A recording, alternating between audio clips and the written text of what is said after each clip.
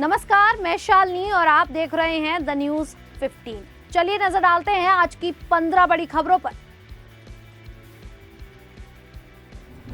मणिपुर के मुख्यमंत्री एन वीरेंद्र सिंह ने 3 मई 2023 से हो रही हिंसा के लिए राज्य के लोगों से माफी मांगी है। उन्होंने मणिपुर की आबादी के सभी वर्गों से अपील की कि वे भविष्य में शांति और सद्भाव के लिए प्रयास करते हुए आने वाले नए साल में अतीत को माफ कर दें और भूल जाएं। उन्होंने यह टिप्पणी मंगलवार को राजधानी इंफॉल में अपने आवास पर सरकार के विकास कार्यों और उपलब्धियों तथा आगामी वर्ष के लिए उसकी योजनाओं पर प्रकाश डालते हुए की। बिहार की राजधानी पटना में बीपीएससी विवाद को लेकर कांग्रेस और लेफ्ट के विधायकों ने विधानसभा से राजभवन तक मार्च शुरू किया है। इससे पहले स्टूडेंट्स का प्रोटेस्ट हुआ था, जिसमें प्रशांत किशोर भी शामिल हुए थे। पुलिस के द्वारा कहा जा रहा है कि ये प्रतिबंधित क्षेत्र है, लेकिन वहां पर आए हुए विधायक और सांसद मौके पर डटे हुए हैं और राजभवन तक जाना चाहते हैं। आए हुए नेताओं का कहना है कि सरकार तानाशाही दिख रही है। राज्यपाल से मिलकर हम अपनी बात कहना चाहते हैं, ये हमारा अधिकार है। यमन के अंसारुल्लाह समूह ने इजराइल और अमेरिका के खिलाफ बड़े हमले का दावा किया है। अंसारुल्लाह के प्रवक्ता ने बताया कि उनकी सेना ने इजराइल के बेन गुरियन एयरपोर्ट और दक्षिणी अल-कुद्स के पावर प्लांट पर एक साथ हमला किया। इन दोनों जगहों को फिलिस्तीन 2 हाइपरसोनिक बैलिस्टिक मिसाइल से निशाना बनाया गया। इतना ही नहीं, अंसारुल्लाह ने अमेरिकी विमानवाहक पोत पर भी बड़ा हमला करने का दावा किया। अंसारुल्लाह ने कहा, हमारे इस नौसैनिक अभियान ने अमेरिकी हवाई हमले को नाकाम कर दिया और यह हमारी सैन्य तैयारियों की सफलता को दर्शाता है। बांग्लादेश की अंतरिम सरकार के चीफ एडवाइजर मोहम्मद यूनुस ने मंगलवार को भारत के पूर्व प्रधानमंत्री मनमोहन सिंह को श्रद्धांजलि दी। पूर्व पीएम मनमोहन सिंह का 26 दिसंबर को देर रात को निधन हो गया था। इससे पहले भी बांग्लादेश के चीफ एडवाइजर ने मनमोहन सिंह के निधन पर शोक व्यक्त किया था। प्रोफेसर यूनुस मनमोहन सिंह को श्रद्धांजलि देने के लिए ढाका में मौजूद भारतीय हाई कमीशन पहुंचे। उन्होंने पूर्व पीएम मनमोहन सिंह की तस्वीर के आगे पुष्प अर्पित किए। साथ ही उन्होंने उच्चायोग में खोली गई शोक बुक में भी एक शोक आदेश भी लिखा। उत्तर प्रदेश में विधानसभा चुनाव 2 साल के बाद है, लेकिन सियासी विसात अभी से ही बिछाई जाने लगी है। सपा 2024 के चुनाव में हिट रहे अपने पीडीए वाले फॉर्मूले के सहारे 2027 की जंग फतेह करने की रणनीति बना रही है। सपा प्रमुख अखिलेश यादव के पीडीए फॉर्मूले को काउंटर करने के लिए बीजेपी भी पीडीए समीकरण का दांव चल रही है। बीजेपी ने यूपी में जिस तरह माइक्रो लेवल पर जाकर बूथ और मंडल अध्यक्षों की नियुक्ति में दलित और पिछड़ों को जगह दी थी, उससे एक बात साफ है कि पार्टी 2027 के चुनाव को लेकर अभी से अपनी सोशल इंजीनियरिंग को मजबूत करने में लग गई है। आम आदमी पार्टी के संयोजक अरविंद केजरीवाल ने मंगलवार को पुजारी ग्रंथी सम्मान योजना के लिए रजिस्ट्रेशन शुरू कर दिया है। इस संबंध में उन्होंने ट्वीट कर जानकारी दी है। इस योजना को लेकर बीजेपी लगातार हमलावर है। वहीं केजरीवाल ने आरोप लगाया है कि जब से पुजारी ग्रंथी सम्मान योजना का ऐलान किया गया है, तब से बीजेपी उन्हें गालियां दे रही है। आप संयोजक ने कहा, आज मरघट वाले बाबा के मंदिर में दर्शन किए और पुजारी ग्रंथी सम्मान योजना का शुभारंभ किया। यहाँ के महंत जी का आज जन्मदिन है, उनके साथ जन्मदिन भी मनाया। बीजेपी ने आज रजिस्ट्रेशन रोकने की पूरी कोशिश की, लेकिन भक्त को अपने भगवान से मिलने से कोई नहीं रोक सकता। केजरीवाल ने महंत का भी रजिस्ट्रेशन किया। देश की राजधानी दिल्ली समेत पूरे उत्तर भारत और प्रदेश में अब कड़ाके की सर्दी की शुरुआत हो गई है। साल के आखिरी दिन 31 दिसंबर को सुबह से ही तापमान अपने न्यूनतम स्तर पर है। इससे पहले 30 दिसंबर को भी पूरे दिन छाई धुंध की वजह से लोग घरों में दुबके रहने को मजबूर रहे। वहीं कड़ाके की सर्दी को देखते हुए मौसम विभाग ने उत्तर प्रदेश में कोल्ड डे की चेतावनी जारी की है। राजधानी लखनऊ समेत प्रदेश के 50 जिलों में मौसम विभाग ने कोल्ड डे की चेतावनी जारी की है। पहाड़ों पर हो रही बर्फबारी की वजह से मैदानी इलाकों में तापमान में लगातार गिरावट जारी है, जिसके चलते उत्तर प्रदेश में कोल्ड डे की स्थिति पैदा हो गई है।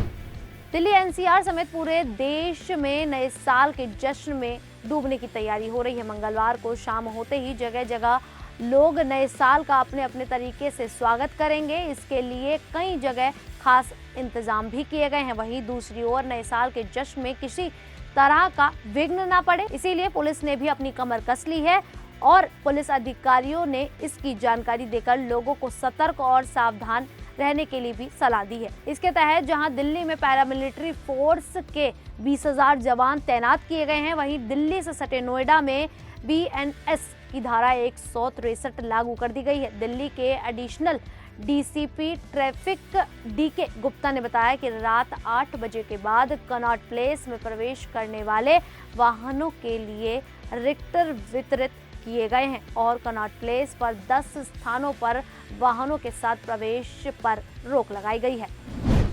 भारतीय अंतर्राष्ट्रीय अनुसंधान संगठन यानी कि इसरो जल्द ही एक ऐतिहासिक उपलब्धि हासिल करने वाला है। जनवरी में होने वाला GSLV मिशन श्रीहरिकोटा अंतरिक्ष केंद्र से 100वां लॉन्च होगा। इसरो के चेयरमैन S सोमनाथ ने इस बात की जानकारी दी। 99वां लॉन्च PSLV C60 मिशन था जो 30 दिसंबर को सफलतापूर्वक हुआ। इस मिशन में 2 अंतरिक्ष यान स्पेड डॉकिंग एक्सपेरिमेंट के लिए एक सर्कुलर ऑर्बिट में भेजे गए हैं। गाजा में इजरायली हमले लगातार जारी हैं। IDF के ताजा हमले में 27 फिलिस्तीनियों की मौत हो गई, जबकि 150 से अधिक लोग घायल हुए हैं। मरने वालों में महिलाओं और बच्चों की संख्या अधिक है। इससे पहले रविवार को हमास के नाम पर फिर से एक अस्पताल को निशाना बनाया गया, जिसमें 7 लोगों की मौत हो गई। वहीं एक जुड़वा नवजात की भी बिना इलाज के मौत हो गई। पिछले साल 7 अक्टूबर को हमास के हमलों के बाद से इजरायली अटैक लगातार जारी हैं। इन हमलों में अब तक 45,500 से ज्यादा फिलिस्तीनी मारे जा चुके हैं। करीब 1 लाख लोग घायल हैं। वहीं हमलों की वजह से गाजा की करीब 90% आबादी को कई बार विस्थापित होना पड़ा है। बताया जा रहा है कि IDF ने वफा अस्पताल पर हमला किया, जिसमें अस्पताल मलबे में ढेर हो गया। बॉलीवुड के जाने माने डायरेक्टर अनुराग कश्यप ने मुंबई छोड़ देने का फैसला कर लिया है। उन्होंने ये खुलासा हाल ही में अपने एक इंटरव्यू में किया है। अनुराग ने कहा है कि उनके अंदर फिल्में बनाने का उत्साह खत्म हो गया है। वो इसका कारण एक्टर्स के टैलेंट एजेंसियों को ठहरा रहे हैं, जिन्होंने एक नया चलन शुरू किया है, जिसमें एक्टर्स को एक्टिंग के बजाय स्टार बनने का जोर दिया जा रहा है। उन्होंने फिल्म इंडस्ट्री में रिस्क फैक्टर कम होने और रीमेक बनने को लेकर चिंता जताई, जिससे उन्होंने कुछ नया करने को नहीं मिल पा रहा है। भारत और ऑस्ट्रेलिया के बीच 5 मैचों की टेस्ट सीरीज का चौथा मुकाबला मेलबर्न क्रिकेट ग्राउंड में खेला गया। इस मुकाबले में भारतीय टीम को 184 रनों से हार झेलनी पड़ी। मेजबान ऑस्ट्रेलिया ने भारत के सामने 340 रनों का टारगेट सेट किया था, मगर उसकी पूरी टीम 155 रनों पर सिमट गई। इस हार के चलते भारतीय टीम सीरीज में 1-2 से पिछड़ गई है। साथ ही उसके लिए वर्ल्ड टेस्ट चैंपियनशिप के फाइनल में पहुंचने का रास्ता भी मुश्किल हो गया है। उत्तर प्रदेश के संभल में जामा मस्जिद के सामने बन रही पुलिस चौकी की चर्चा चारों ओर हो रही है। मामले को लेकर बवाल भी मचा हुआ है। ताजा घटनाक्रम में AIMIM के प्रमुख असदुद्दीन ओवैसी ने मंगलवार को प्रधानमंत्री नरेंद्र मोदी और मुख्यमंत्री योगी आदित्यनाथ पर हमला करते हुए कहा कि जहां पुलिस चौकी बनाई जा रही है वो वक्फ की जमीन है और माहौल खराब करने के लिए PM और CM जिम्मेदार हैं। सोशल मीडिया प्लेटफॉर्म X पर उन्होंने सबूत पेश करते हुए लिखा, संभल की जामा मस्जिद के पास जो पुलिस चौकी बनाई जा रही है वह वक्फ की जमीन पर है, जैसा कि रिकॉर्ड में दर्ज है।